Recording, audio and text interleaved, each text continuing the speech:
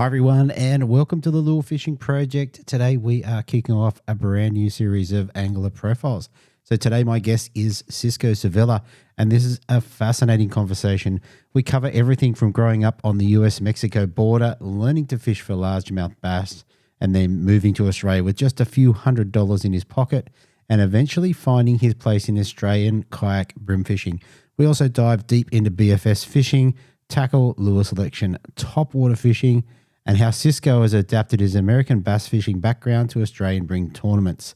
For members of the Lure Fishing Project Collective and Vault, you'll also get the extended cut of this available on Supercast, including an additional section that isn't included in the public release. Let's roll the intros and get into it. Here we go.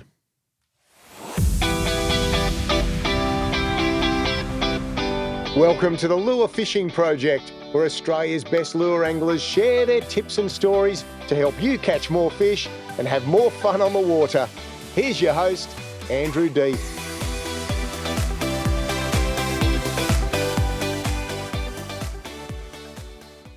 Hi Cisco and welcome to the show, mate.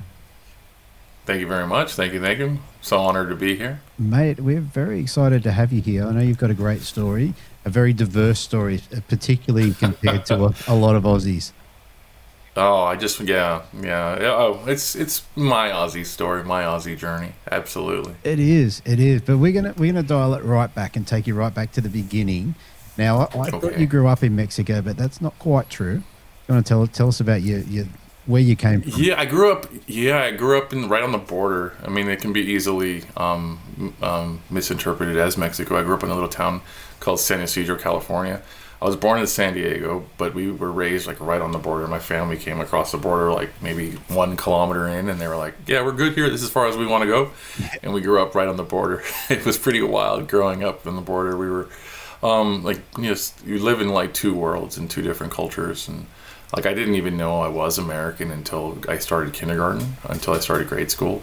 I grew up just going to grandma's house, hanging out with my cousins. It was very insular the way we grew up. Yeah.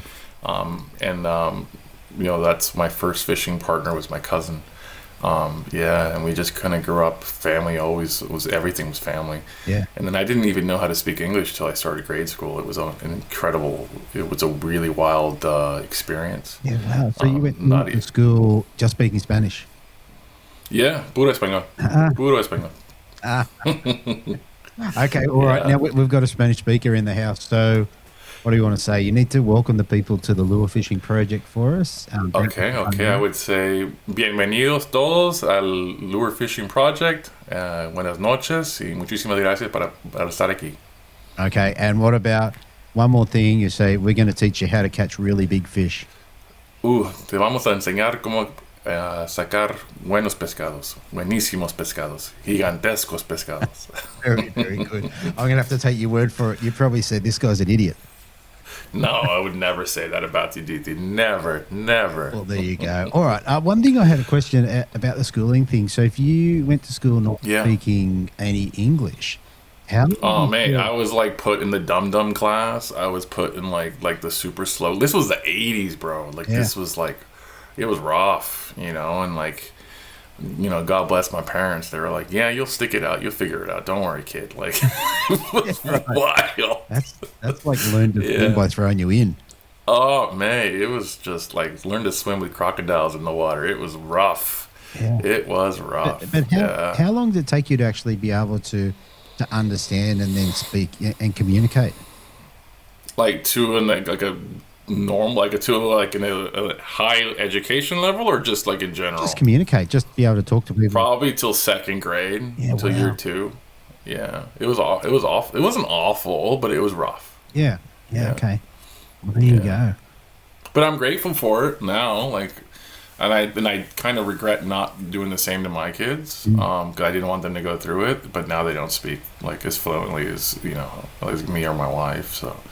It's a decision we made, but I'm grateful for it now. I can get off the plane in Mexico, go fishing, and I can just grab a taxi, go to the lake, or talk to the guides, because that's my favorite thing to do is go fishing in Mexico. Yeah, and it's kind of like I wouldn't call it a spiritual experience, but it's definitely as close as I can get to a spiritual experience. It's like you can feel like your roots there. You can feel like your generations before you there, and like you just feel like, oh my God, this is where I'm supposed to be, and it's just like an awesome experience. I don't want to get too deep. I am guilty of getting too deep sometimes. So. I don't know how you don't have an identity crisis, like you're an American, Mexican, Australian. What's going on there? Man, wait till my kids. Then we got Filipino Canadian. My wife is Filipino Canadian. Oh, wow.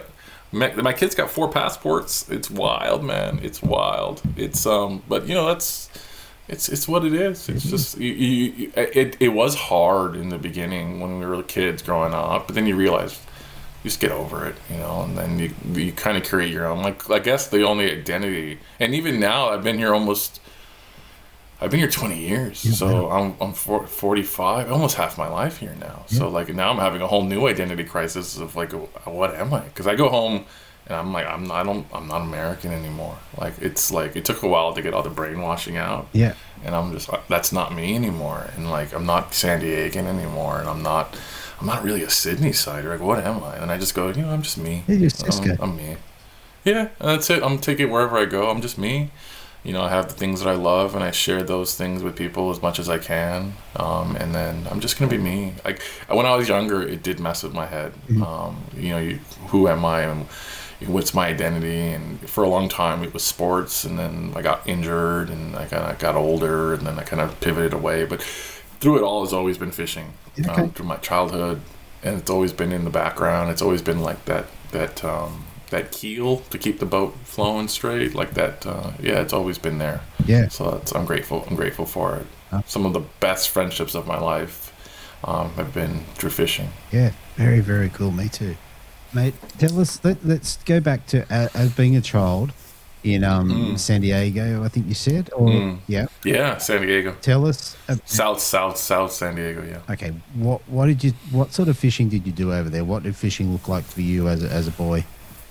Well, we started, like, my cousin and I, we were kind of partners in crime, and we grew up fishing, like everything. When we first started, we didn't know what we were doing, and our parents didn't really know how to fish, so they were always just like, like, we'll take you, but we don't know what we're doing. And then, so at first, it started off as, like, they would go with us, and they would sit there. And then we would fish we would trout fish with just dunking power bait. And then from there, we kind of graduated to bluegill fishing, and then with worms and stuff. And then we moved up to like plastic worm fishing for largemouth bass and crappie. And then we went from there, we started like backpacking. And then the parents kind of just started slipping away. They're like, oh, you guys are cool. You guys got this. And then they would sit with us. To then they would just stay in the car and we would go fishing. Yep. And then from there it came to we're just going to drop you off at the lake at 5 a.m. and we'll see you at sunset. Okay. And it was wild. We would have like a backpack with our lures, like a little pack of lures, some plastics, some jig head, bullet weight, some plastic worms, and then a sandwich, maybe a Gatorade. And that was it, man. We would get dropped off at 5 a.m, and then we get picked up at sunset. So we get dropped off at sunrise and get picked up at sunset. Wow. And then we would, just the two of us, and then we would walk around Otay Lake, Miramar Lake, Murray Lake, Lake Murray, all the San Diego lakes, Santee Lake, San Vicente, El Cap, and we would just walk around and, 2 rods. We would always have like a bottom contact rod. Okay. And like a moving bait rod, because we were in our mind, we're like, you never know when they're gonna switch. Yeah. Like you never know when the wind's gonna blow, and you got to throw crankbait out, or if it's really hot and you got to work the depths. Like you can throw a plastic worm out and just stitch it. It was the early '90s when stitching in San Diego was like the biggest thing. Basically, it's like stitching is like you reel with your fingers. So you have like a baitcaster. Yeah. And you're just kind of pinching here, then you go pinky to thumb to pinky to thumb, and you're constantly maintaining feel of the line. A lot of guys would do it with live yabbies, live crawdads. So you're always feeling when that crawdad's moving because you always have that, your hand on the line. Okay, so I don't understand that exactly. So are you turning the spool with your fingers, Is that what you're saying? You're pulling the line with your fingers. Okay. So like you would have a baitcaster. This is like old school, right? It's like, and you would kind of like click it in gear, and then you would just pinch it with your fingers, and then you'd roll it over that, and you would roll it, and then you would pinch it, and then you would roll it, and you would pinch it, and you're constantly just feeling that crawdad just skipping along. So you're gathering up the line in your fingers, and then correct, and then you're reeling the slack up. Yeah, correct. Yeah, so and it's super slow, super methodical, super slow. wow. I mean, it was like the thing to do in the early '90s. Yeah, I've never and that's kind of never heard that. no, it's stitching. It's what they call it, stitching. Yeah, stitching. And you could do it with the plastic worm. Back then, it was all about 6-inch chocolate blue vein worms, Okay. or chocolate black vein worms. Right. Hand pour. Everything was hand pour. Wow. And you would find like cliffs and stuff, and then you would just fish super deep and stitch the worm back. You always want to stitch it like on a uphill. But yeah, man, it was the '90s. It was wild. Wow. And I remember when I got my first baitcaster. It was like a Walmart special. It was horrible. It was awful. But you learn how to cast with it, and it was baitcasters have always been like what you're supposed to fish with, and especially in San Diego. We still did some spinning reels, but there was always baitcaster. Like, you knew the kids that had baitcasters were like serious, and it was funny because when you would be walking around, like you would kind of like. I wouldn't call it like a street gang, but you would bump into other kids doing the same thing. Right. And you would say like, it's like, what's up with you? What you got? And then you would always see them like, oh, he's got a baitcaster. Like, this kid's serious. Like, we're 13, 14, and then you would always know the guys, like, if you were serious, you had a backpack. Right. You didn't have one of those lunch pail tackle boxes. Like, the serious guys had backpacks, and they would move, and they'd have one rod in their hand, and then one rod that they were fishing with, and then they'd put a rod down, and then like walk a whole bank, and then come back and get the rod. And right. It was awesome, man. Wow.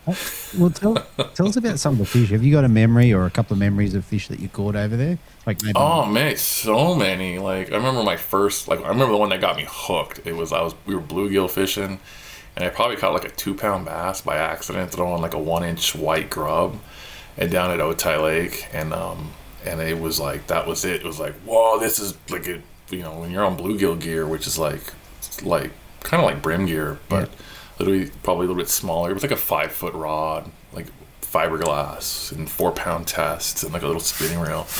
And yeah, it just pulled drag, and I got it in, and like I was hooked, man. That was it. That was it for me. That's a wrap. And then from there, we were like, I'm not fishing for trout anymore, not with power bait. Like, they were all stock trout. Little did we know back then, in the 90s, that these stock trout were basically like steroid pills for bass. Right. And these San Diego and California from the 90s to the early 2000s probably had 15 of the top 25 largest bass ever pulled.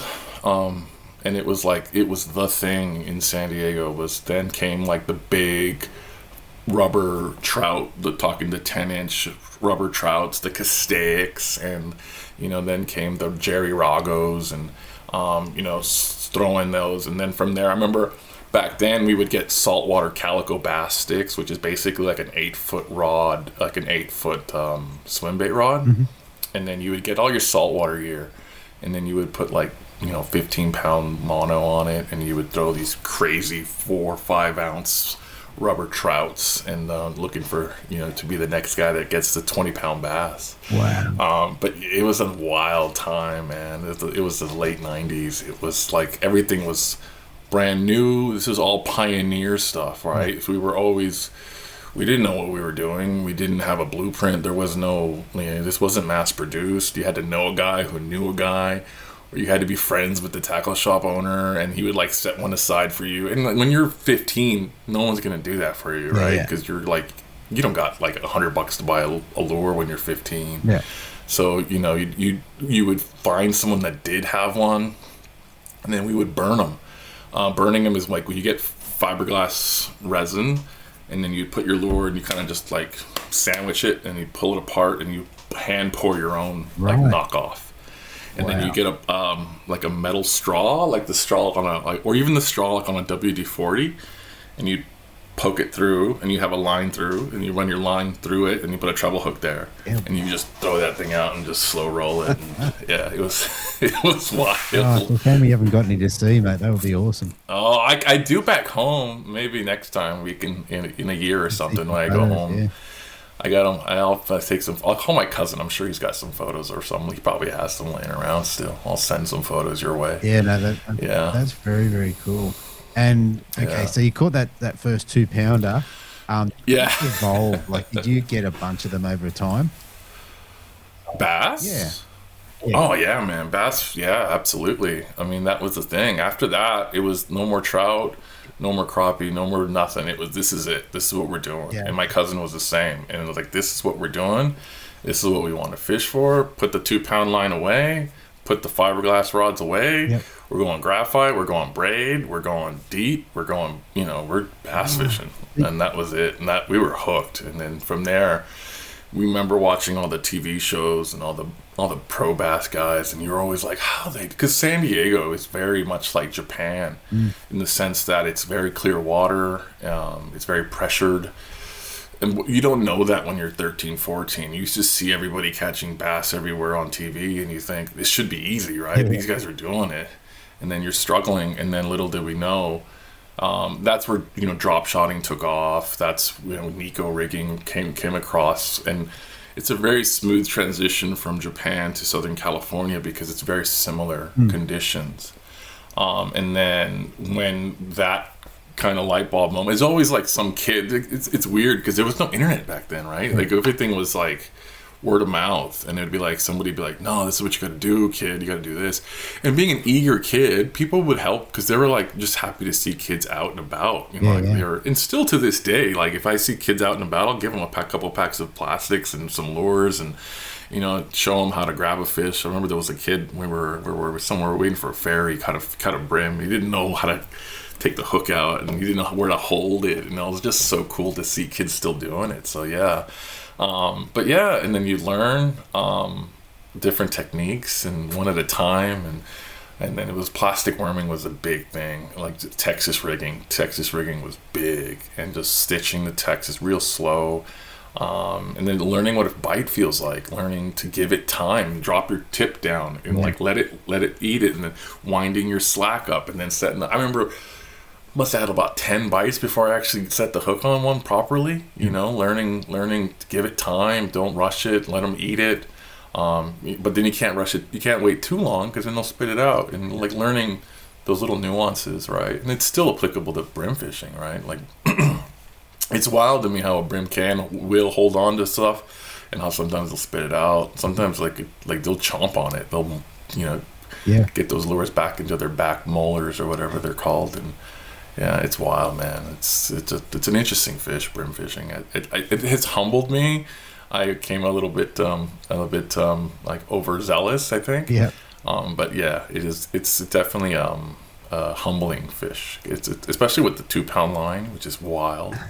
I think the 2-pound line is a lure manufacturer's dream come true. Like you don't lose so many lures. Maybe, but we catch fish on it. Yeah. I know. I'm a believer. I got 2. I don't have 2. I went down to 3 as far as I'm willing to go. Okay. A lot of 4 straight through. I'm a believer. I'm slowly converting. Well, I talked to Steve Morgan the other day, and he said, just remember when you're fishing 3-pound, if you go to 2-pound, it's 50% less. So 50. Yeah, that's a good point. It's not just 1 pound less. It's 50. Anyway, all right. So look, you grew up chasing bass and crappie, and all that sort of traditional American stuff. Yeah, North American fish. Yeah. Yeah, mostly we just see. Tell us about warm weather because it's down south. Up north, they got like the pike, and they got the crazy fish, the walleye, and all that stuff. We don't have that. Yeah. Okay. So you had bass, trout, largemouth bass, catfish, crappie, bluegill. Yeah. different species of catfish. There was the blue cats, channel cats, and what are they called? They're like a yellowish color, and they're really small. They don't grow to be that big. Someone's gonna remember. You got me. But yeah, I've been hitting the head too many times.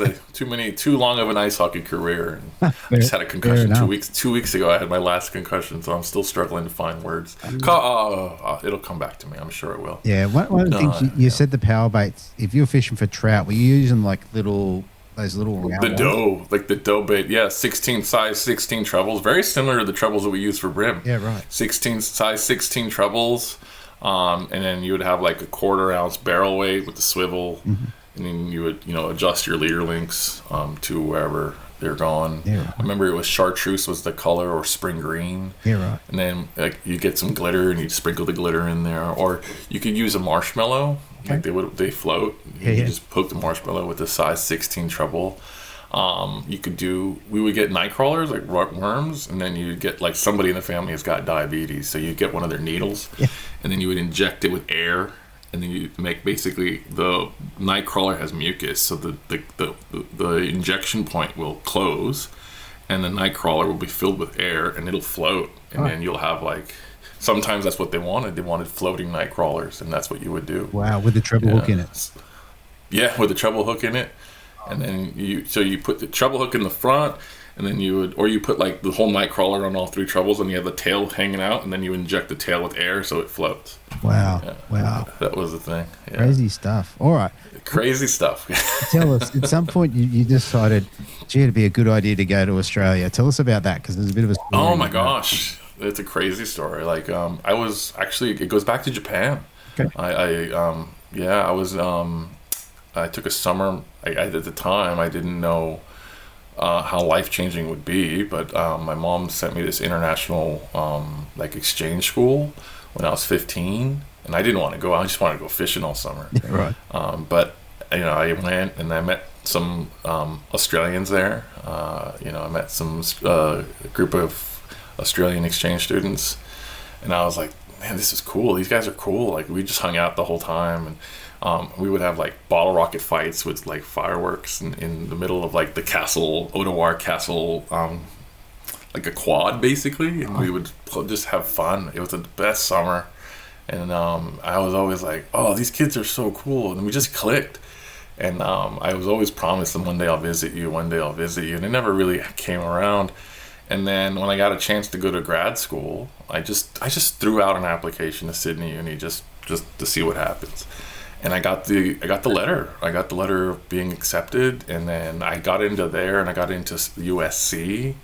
It's a school in Southern California, and like it was like, do I just keep doing what I'm doing, or do I go on an adventure? And I chose adventure. It's adventure. Come to Australia. I chose adventure. Yeah. My parents were totally against it. They were like, you got perfectly good schools here. Why are you going to go all the way over there? And I was like, I just want an adventure. I want to do something different. Right. And then my mom was totally against it at the time. And then my aunt slipped me $300. And she said, take this. You're going to need it. And then I got on a plane. Actually, before I got on the plane, I got a call from immigration saying that I hadn't done my health check for my student visa, and like I couldn't go to school.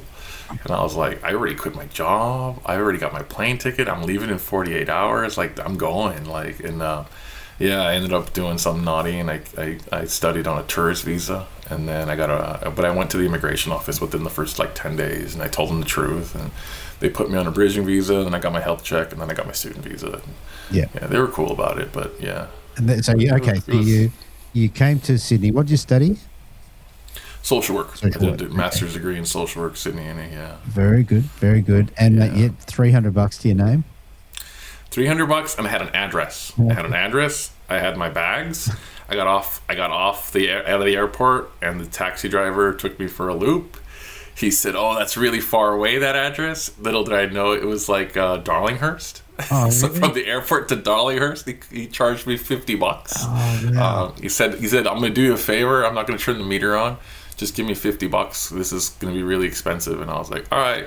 You know, I didn't know any better. So $300, $50 gone. You haven't even got. Yeah, there we go. Now I'm down to $250, right? And I got to figure out. I think rent was like $150 for the first week, and that was like half my money gone. And then it was like I went to the grocery store, and it was that hurricane year, 06.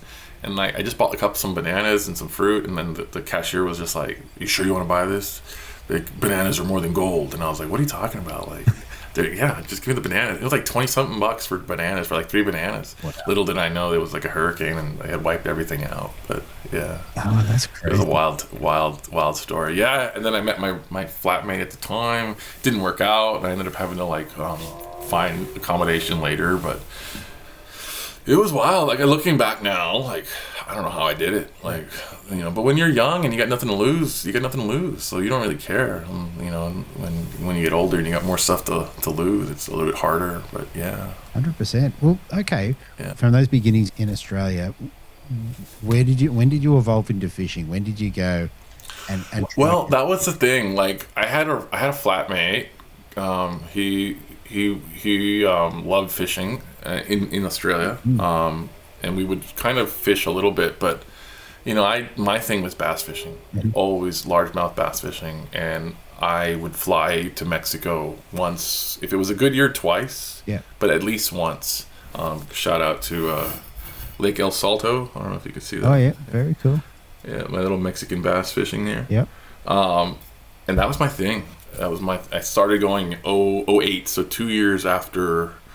Damn, 2 years after school. That's wild. Like right when I graduated.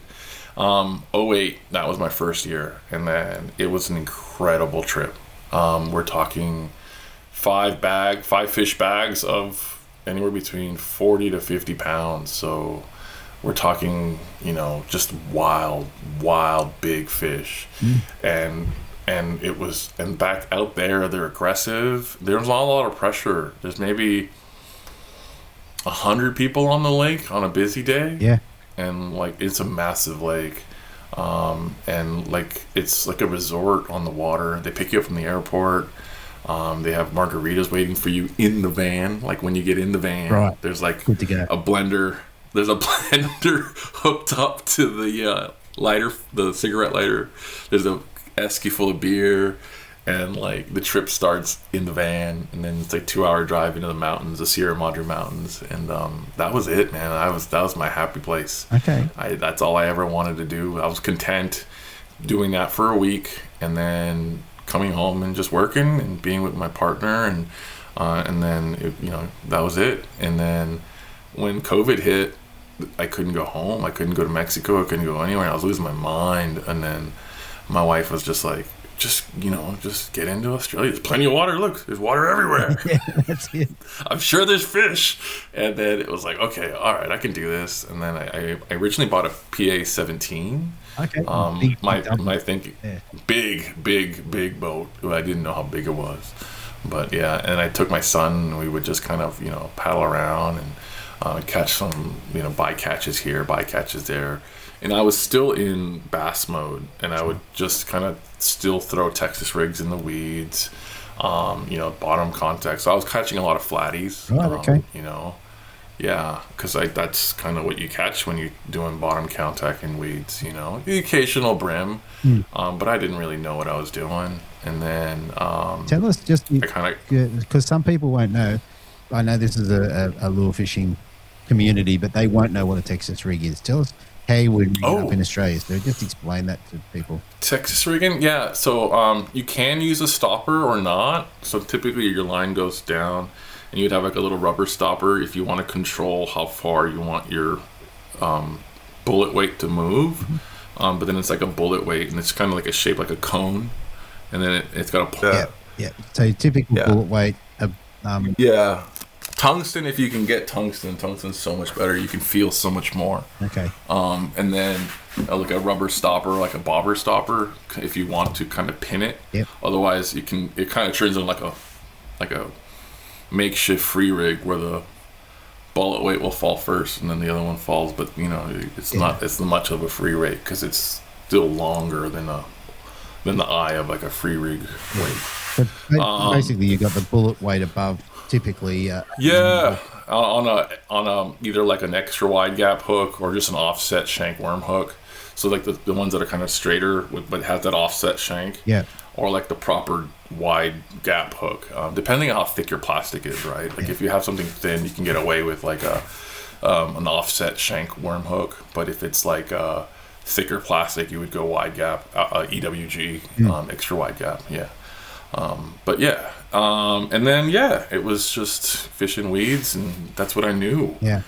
Bottom contact, and the occasional crankbait, but I was still throwing like big crankbaits, like proper bass crankbaits. That's what I had. Yeah. And then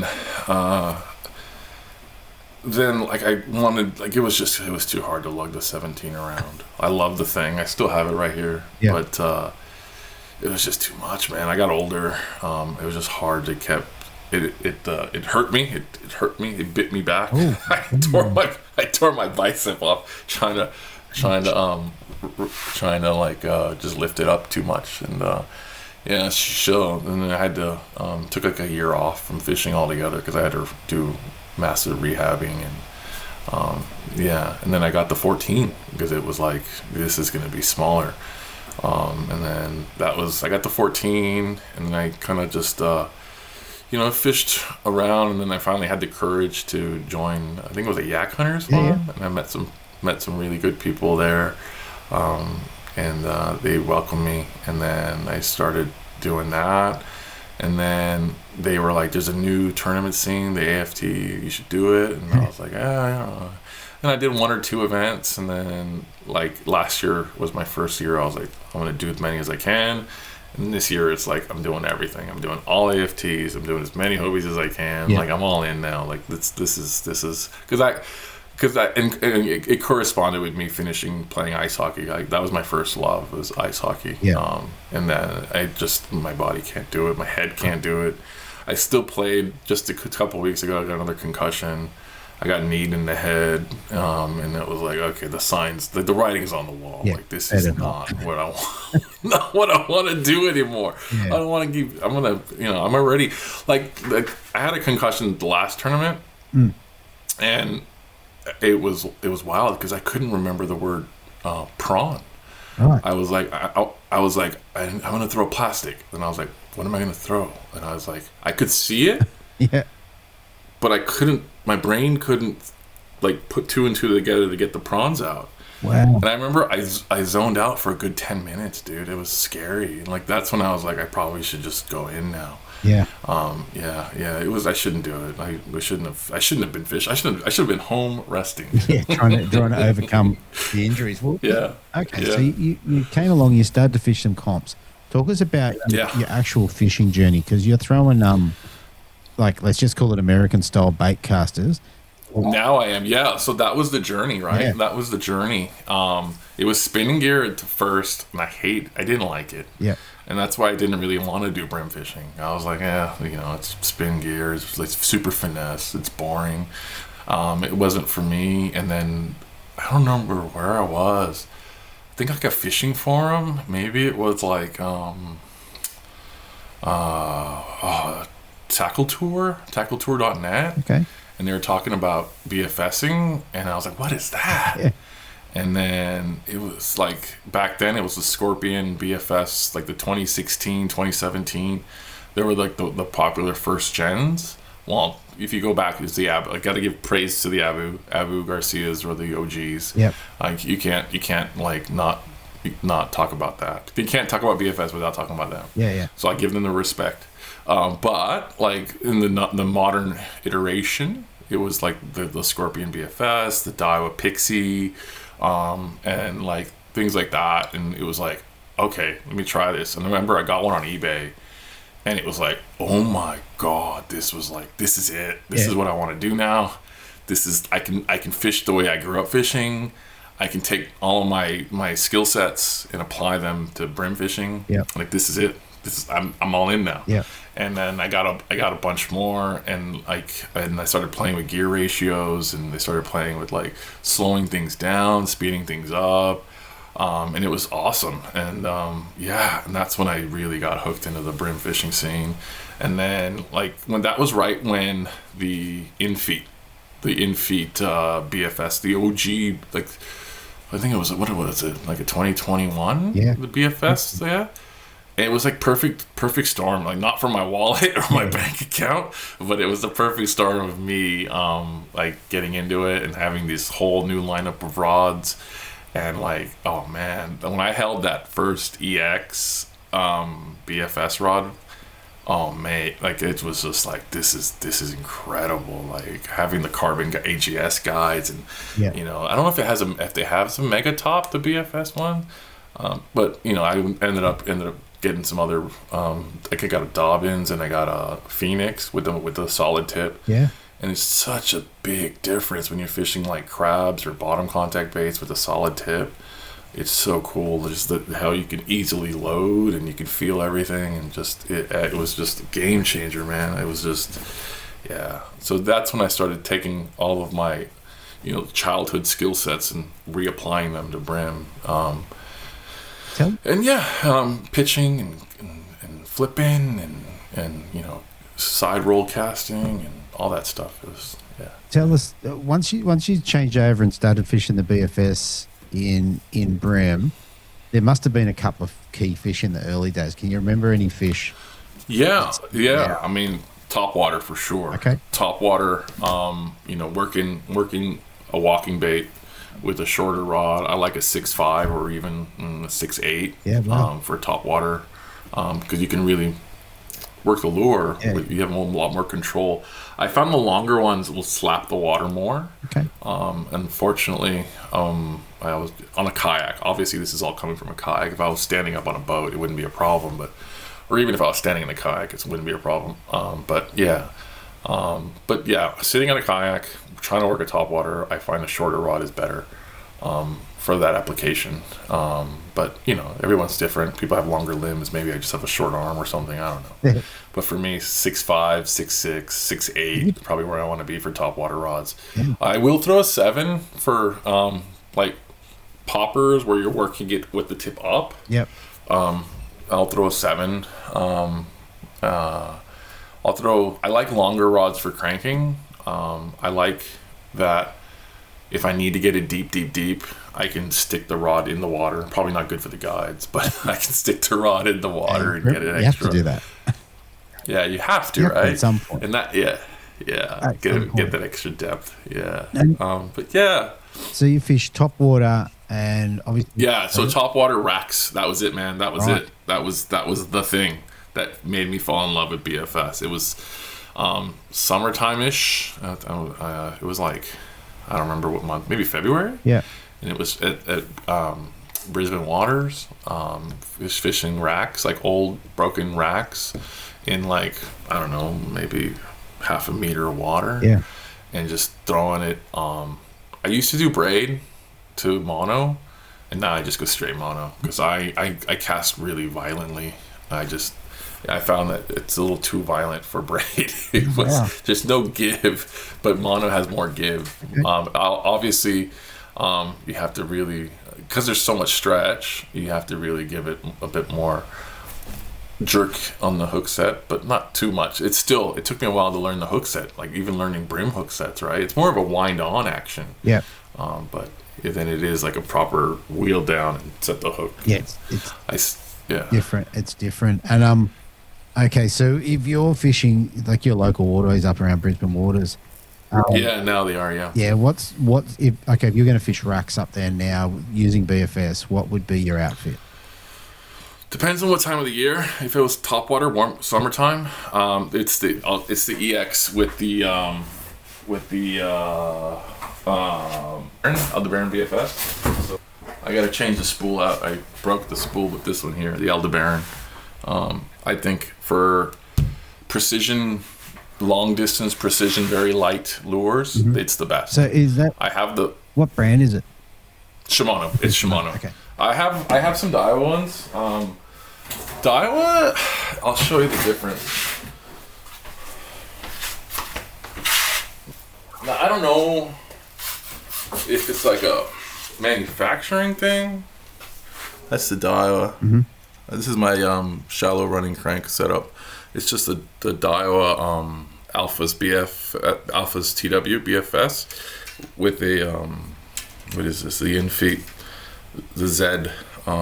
It's the old one, the 702. But the Daiwa doesn't let you do the tension knob. I don't know why. I think I guess it's easier for the general public, but they don't have a knob. They don't let you adjust the knob. And the Shimano ones still let you adjust your tension knob. So you can dial in the tension knob, and you can also dial in the magnet. Okay. I don't know why. It's okay. Like, to the credit of the Daiwa engineers, it's pretty spot on. Yeah. Like, it's wherever they set it at is pretty spot on. They just kind of adjust the magnet. And it's been good to me. And do you mess with them at all in terms of changing spools and drags? And I do. I change drags. I'll go Carbon Tex. I will go felt, depending on what I'm using, depending on what pound test. I like a felt for 4 pound and like 4 and under. Yeah. I find that the felt is smoother. I will use Carbon Tex drag washers, but I'll coat them in grease heavily. I really want smoothness, especially when you're fishing with such light lines. You don't want that jerky drag, because that's where it all goes wrong. But yeah, but I found is like the rods really help a lot with that initial load, having a softer rod. That's why these Daiwas were so good. They're so soft. I love that, because originally it was hard to find soft crankbait rods when I got here. Maybe I wasn't looking right, but I like a good soft crankbait rod when I go, because that's my favorite thing to do is crank deep. Topwater frogging and deep cranking is my favorite thing to do in Mexico. Okay. We're talking like 6-inch, 2-ounce crankbaits. Wow. They're called 10X Strike King 10XDs. Yep. And they weigh over 2 ounces, and you have them on like an 8-foot rod, an 806 Dobbins, right, with like a 300 size, like real straight 15-pound fluoro. You got maybe 150 yards of 15-pound fluoro. Yeah. And you're just whipping it. Like, you gotta look around, make sure there's nobody, you can hook somebody, right? And then you just launching that thing, and it just goes on forever. And then what we'll even do is cast as far as you can, and then we'll back the boat so you get even more line out. Oh yeah, because it's all about it's all about getting in that strike zone. Yeah, well, no. And it's what you want to, like, in the hot summer. That's the best thing to do, because they're wolf packing big schools of shad, and you're like looking for humps, and you're looking for ledge fishing. It's called ledge fishing. You're basically looking for a change in the depth. Yeah. And that's where they're going to be stacked, and you can feel it, and they'll get there, and then you'll feel when you're off it, and then you got to get on your knees and stick your rod in the water to get back on it. And then the bite comes, and then you just crank it back, and you're left with like bruises all up and down your ribs when you're done with that trip. You got to go one day when the lake gets open again. We'll have to do a collective trip, and we'll all go down. Yeah, man, it's the best. It's the best thing to do. Yeah. And all my rods are all down there. I got about 30 rods down there. Wow. I got about, I don't know, a whole locker full of tackle down there. Yeah. Because like I was going so much and flying like with my rod tube. Too hard. And the owner was just like, dude, just leave your stuff here. Yeah. You know, like, don't worry. Well, it's all going to be taken care of. So I left all my rods down there. Little did I know that they were going to have this hardship that they're having right now. I'm just praying that my gear. One, I'm praying that everybody's safe, and then 2, I'm praying that my gear is safe. Yeah. It's been really disheartening to hear all the things that are happening, and I'm friends with the guides, and we talk on online, and some of them don't even live there anymore. They've had to find work other places, and hopefully it'll blow over and everybody go back to the way things were. But yeah, it's a hard time right now down there. Definitely. Yeah, mate. With to jump back into Bream with BFS. Yes. Yeah. Because it's still it's an interesting thing. It's like for any, well, most people wouldn't know, but the most popular episode on the Bream Fishing Project was the BFS episode. That was the one that had the most listens. But talk to me about people that would be thinking about going out and getting their first rod, having a crack at it then. Okay, so just a quick interruption. At this point in the conversation, I've removed a section that's available exclusively for members of the Lure Fishing Project Collective or Vault. In the extended version, Cisco gives his thoughts on how people might get started in their BFS journey and tells us about some of the experiences that have shaped him as an angler. If you'd like to hear the complete episode, including additional content, you can find the extended cut inside the Lure Fishing Project Collective or Vault on Supercast. Now let's jump back into the conversation. Very interesting. Okay, so now you've come to Australia, you've done some Bream stuff. Your roots are in, baitcaster style reels. What keeps you going with those? Because like you've outlined a few issues. Why stay with it? Why not just 100%. I get that question a lot. I think I'm just a glutton for punishment. I think that's the thing. Actually, it's just the fun factor. I think for me, it's just fun. Especially topwater. That's just an incredible bite. That's what I got all my fish at Foster were topwater. Yeah. They were all on this guy right here. Okay, so what is it? It's a Megabass Pop X. Pop X. Yeah. Specifically this matte shad. Okay. And I'll change the hooks. I'll downsize the hooks to size 14 decoys. Wow. I haven't seen those for a while. The Pop X? Yeah. They just came out with the smaller size. Right. They came out with a couple, maybe 2 years ago when the whole BFS craze really started. Yeah. What I like about them is that they're heavy. Yeah. They are heavy, but they're still the same size as your regular poppers. As like my go-to has always been the Yamamoto, the old Yamamoto Splash It, the Sugoi Splash. I don't know if you remember those. No, I don't know that. That's my other go-to popper is the Sugoi. This one right here, like a little. I like it with the flat bottom. It looks like a Yazuri. Yeah, kind of like a Yazuri. It's a Yamamoto, Gary Yamamoto Sugoi. They're awesome, but I like a popper with a flat bottom. Okay. I don't know if you could see that. So you can walk it, or yeah, you can walk it, and it does more of a spit than a proper pop. I just find it's a bit more subtle. If you want to walk a topwater, these ones have been sick, dude. These Jackal Chubby. Oh yeah. So if you look at a popper, if the tail kind of goes up like that, yeah, you see the difference. That's gonna walk. Yeah. Okay. So it comes across flat and then goes up towards. Correct. Yeah. So see the difference? Oh yeah. Straight, and then this one kind of comes up. Yeah. So that's how you know it's gonna walk. Dual purpose. Yeah. So. Correct.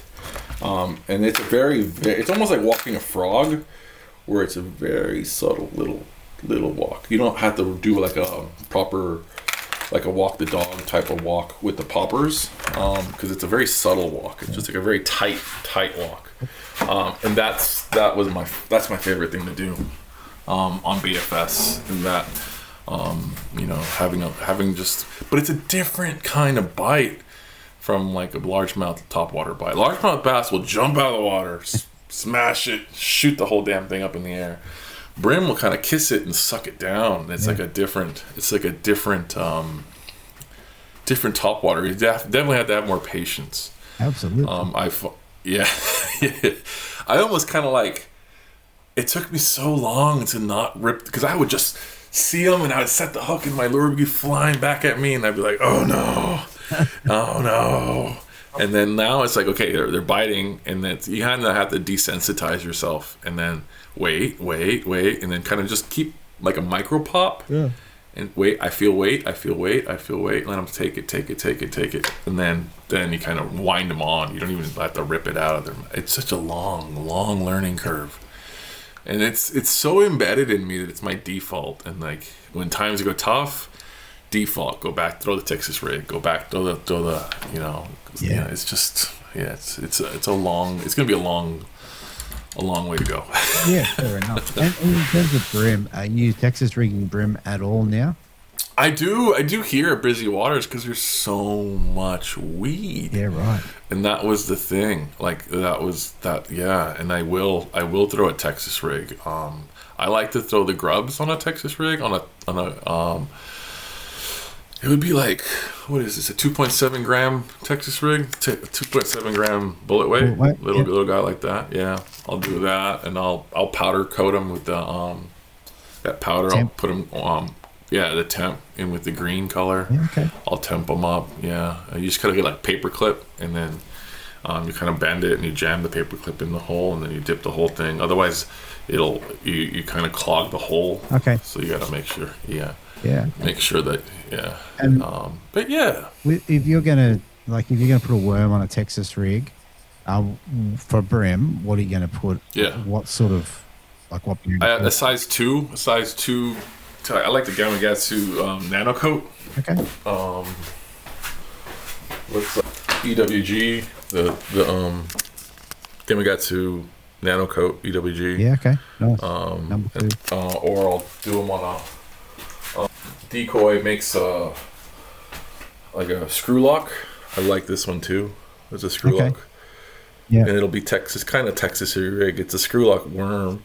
I like this on the clone prawn. Sure. Because you can clone prawn isn't that elasticy rubber. That stuff is hard to get a screw lock in. Yeah. But the clone prawn's awesome with this one. You can just really throw it into the bushes and into the mangroves, and it'll be kind of Texas-y because the hook is hidden. Yeah. But you get the best of both worlds. And what I like about these ones is the weight is in the middle, so it keeps that natural fall.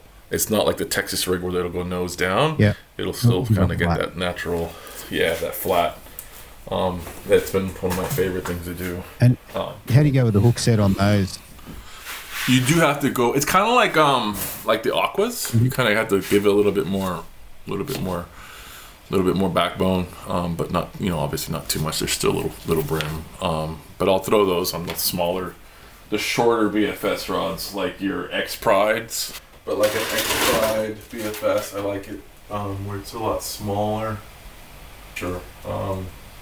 Or like these Dobbins. I love these Dobbins for mangrove fishing. It's a 6.5. Yeah. Just really tight, really small. Where you have to really be accurate. Yeah. We're going to say that have to be one of the major advantages to just the accuracy with the casting. Yeah, but the bad thing is there's so much stuff, right? And if you're not on it, like if your thumb's not on it, and you hit like a branch or something, you just gotta you have a bad afternoon. So yeah, you have to be really diligent. Sometimes I'll keep my spin rod for if it's really like if I'm in a comp and like we have 2 hours left and I'm in the mangroves, I'll get a spin rod. Yeah. Like I don't have you're playing with fire too much, so yeah. But crankbaiting for sure, cranking boat holes, okay. BFS rods all the way through. Yeah. All right. What we might do to sort of bring this home, might do a few questions. Yeah. Yeah, you haven't been cued into these, so we'll see how we go. All right.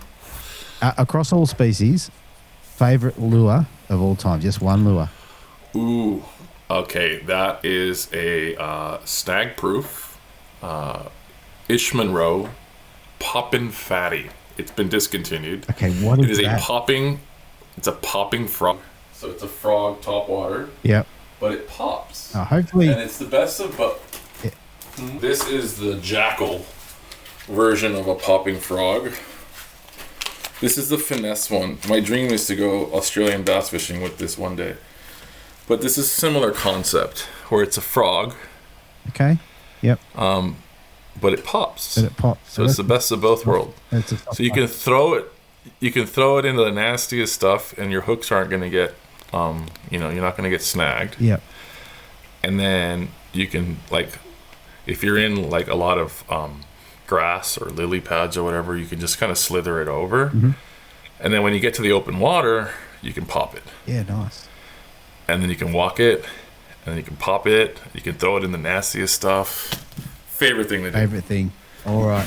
Favorite thing to do. 80-pound braid. We're talking 80. This is like nuts because it's 80-pound braid. And it is like on a 200 size reel. And I think I have my frog reel here. Hold on.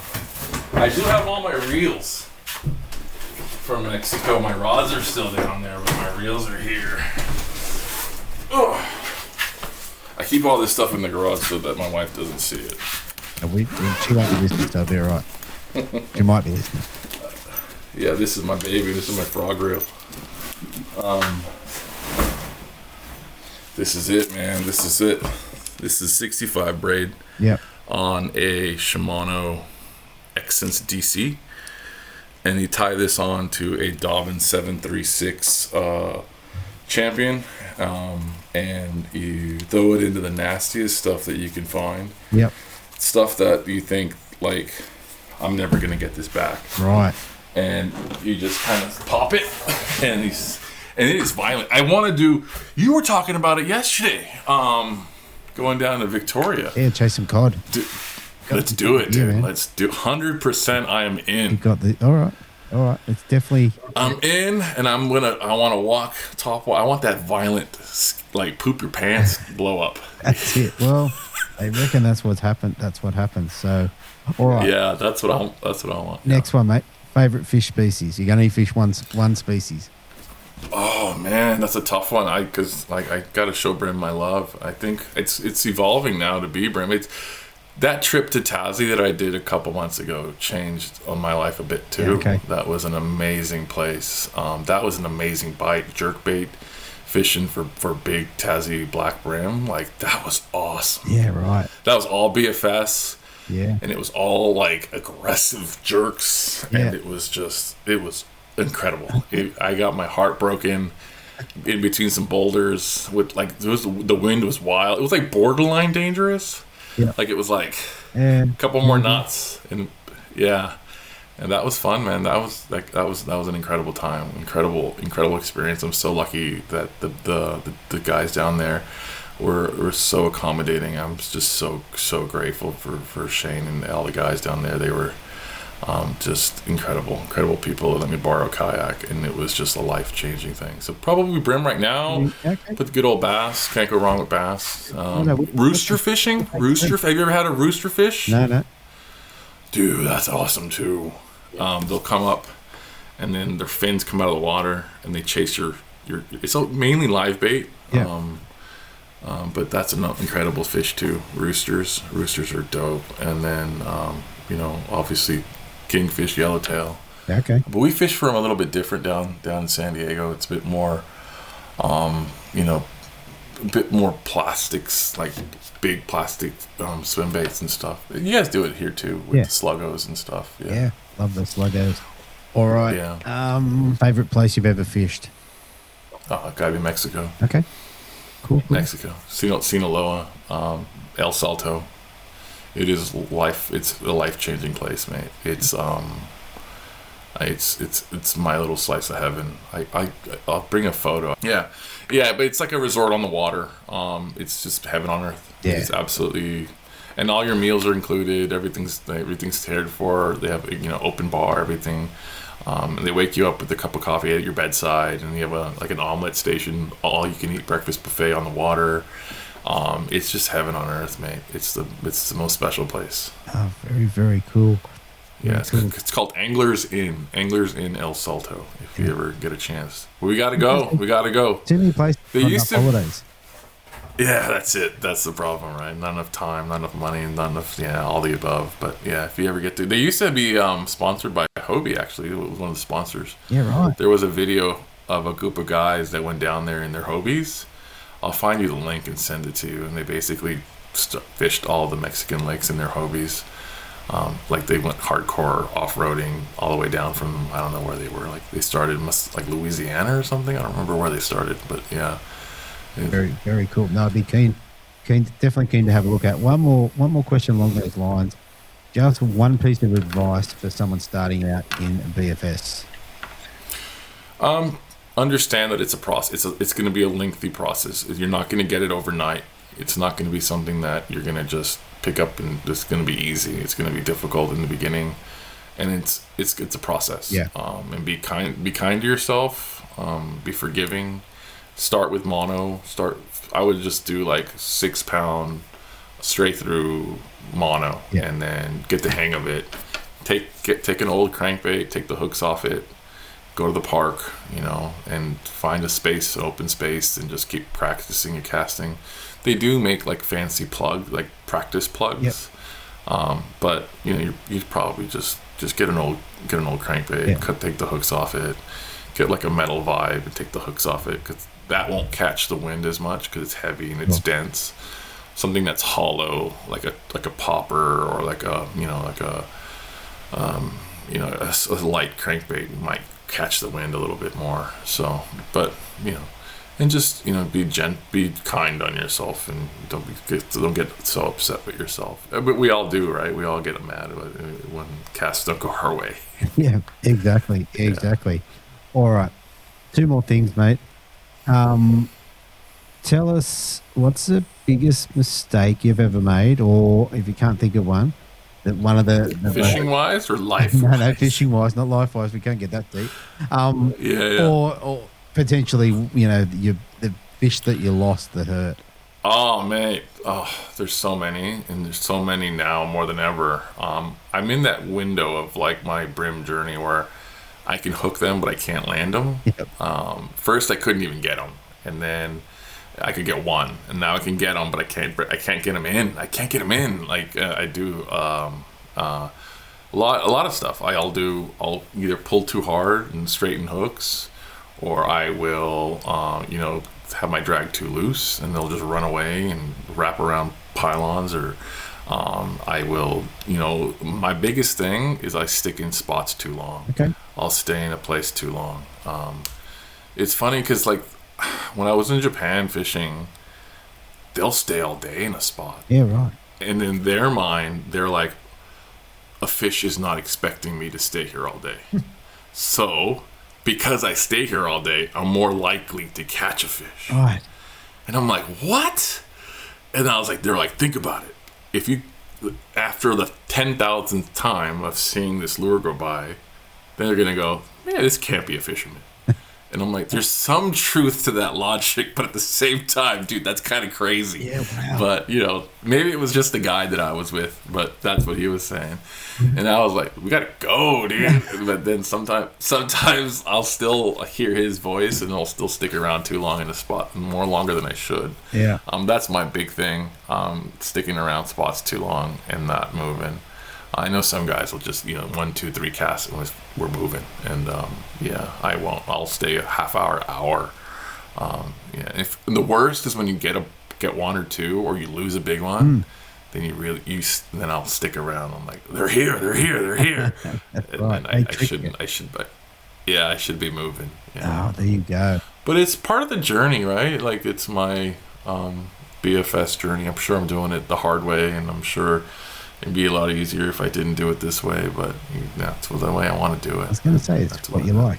It's what you like. It is, and it keeps me interested, and I'm sure it keeps these tackle manufacturers employed. Exactly. And to be fair, you're not alone. There's a bunch of BFS. It's growing so much. I remember a couple years ago when I first started, I was like the only guy doing it down here. Yeah. And then now I see so more and more people, and it's pretty cool. It's pretty cool. Yeah, very good. All right. We got to get you one.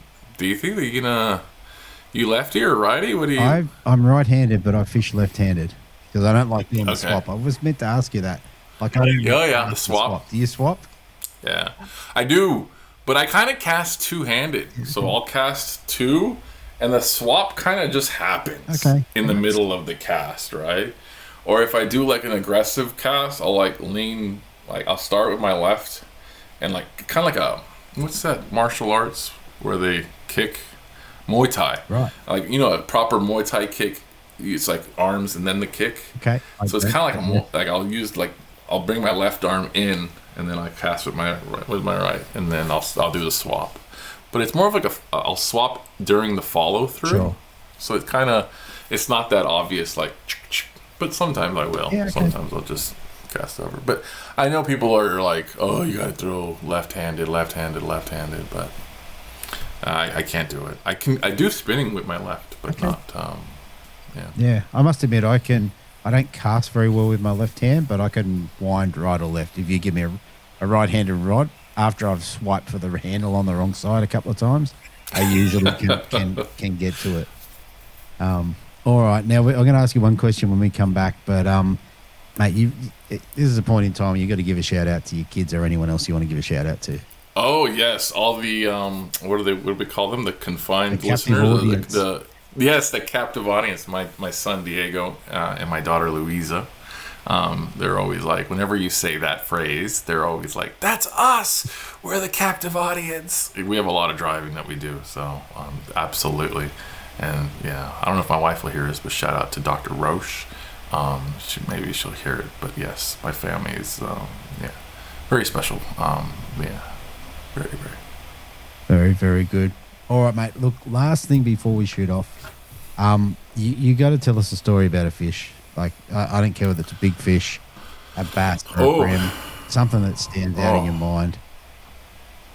Probably the one that really stands out recently is the one in Tassie.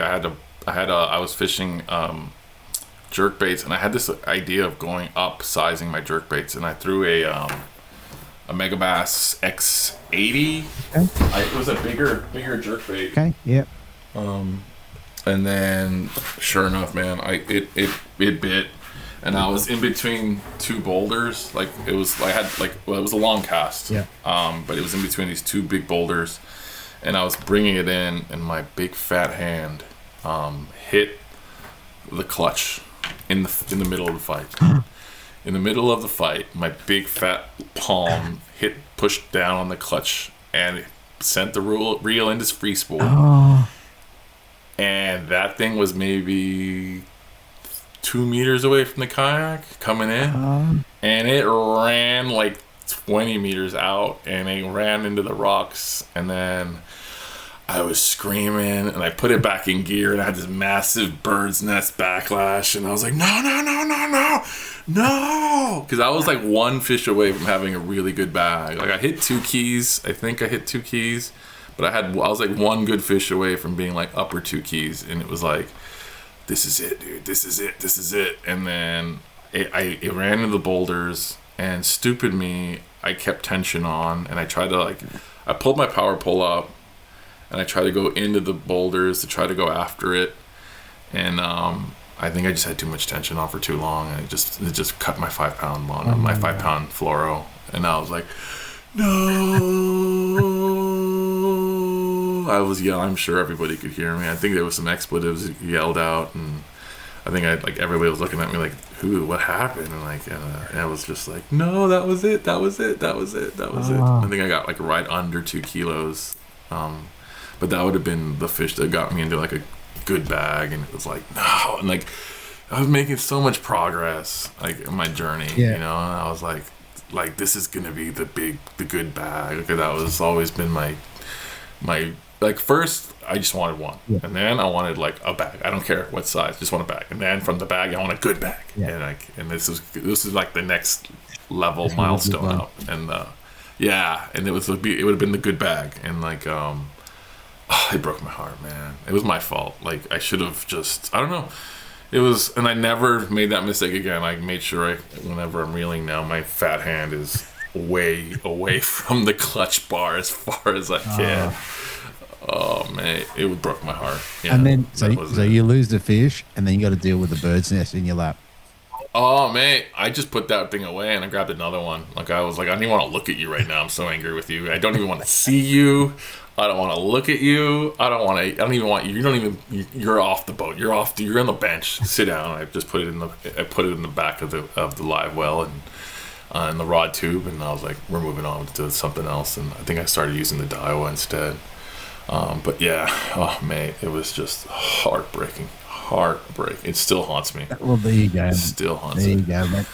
Some of the ones we lose, mate, are the ones we remember. Oh yeah, there was that big old mulloway at what was that? I don't want to go two fish stories. No, you can do two fish, mate. We love fish stories. Two? Yeah. All right. It was first thing in the morning on the lake. Was it Wallaga? Yeah, that difficult lake that we had a hard time. Yeah. I just saw a bunch of prawns jumping, and I threw my Pro Lure hybrid prawn. Mm-hmm. I just threw it right in there. Like I was like, well, there's prawns and they're jumping. Let's just throw a prawn. And sure enough, top water, and it was this massive mulloway. It must have gone close to 90 plus centimeters. Yeah, wow. And I thought it was like the biggest brim of my life. It was on BFS on my little 4-pound line. Wow. And it just ran. Thank God it ran to the open, deep water. Yep. It didn't run into the rocks because it was right next to the rocks. It was in that little island in the middle of Olaga. And there was like an island there. Yep.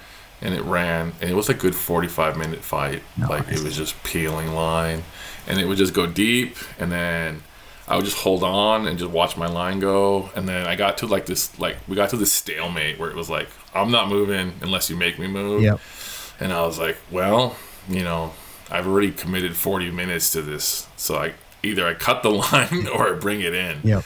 And I started winding it up, and then I saw like the flash of it, and it was huge.